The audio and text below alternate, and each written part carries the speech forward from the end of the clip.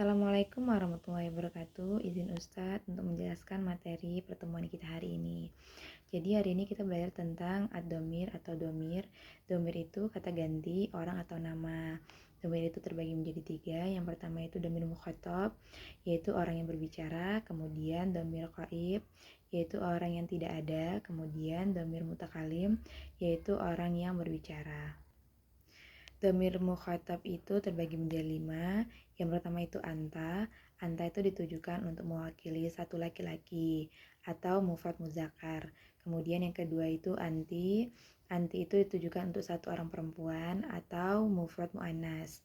Kemudian antuma itu ditujukan untuk musamma atau dua, bisa digunakan untuk dua orang laki-laki atau dua orang perempuan. Kemudian antum itu digunakan untuk jamak muzakkar yang bisa digunakan untuk lebih dari dua laki-laki atau rombongan. Kemudian antuna itu digunakan untuk jamak muannas atau digunakan untuk dua orang perempuan atau lebih atau rombongan. Kemudian dhamir qaib. Dhamir qaib itu terbagi menjadi 5. Yang pertama itu huwa. Huwa itu ditujukan untuk mufrad muzakkar atau mewakili satu laki-laki. Kemudian hiya itu digunakan untuk mufrad muannas yang digunakan untuk satu orang perempuan. Kemudian huma itu digunakan untuk musamma atau dua, bisa digunakan untuk dua orang laki-laki ataupun dua orang perempuan. Kemudian hum itu digunakan untuk jamak muzakkar, yang bisa digunakan untuk lebih dari dua laki-laki atau rombongan. Kemudian antuna itu jamak muannas, dia bisa digunakan untuk yang selanjutnya yaitu huna itu digunakan untuk jamak muannas atau bisa ditujukan untuk dua orang perempuan atau lebih atau rombongan. Kemudian selanjutnya dhamir mutakalim. Dhamir mutakalim itu ada dua, yaitu ana dan nahnu. Dhamir mutakalim ini bisa digunakan untuk muannas dan muzakkar. Untuk ana itu untuk mufrad, kemudian nahnu yaitu untuk jamak. Selanjutnya kita belajar tentang kata kerja. Kata kerja atau fiil. Fiil itu terbagi menjadi 3. Yang pertama itu fiil madi, kemudian fiil mudhore, dan yang ketiga fiil amar.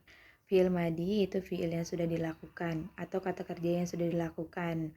Contohnya itu 3 huruf, yaitu za, ha, ba. Kemudian fiil mudhore.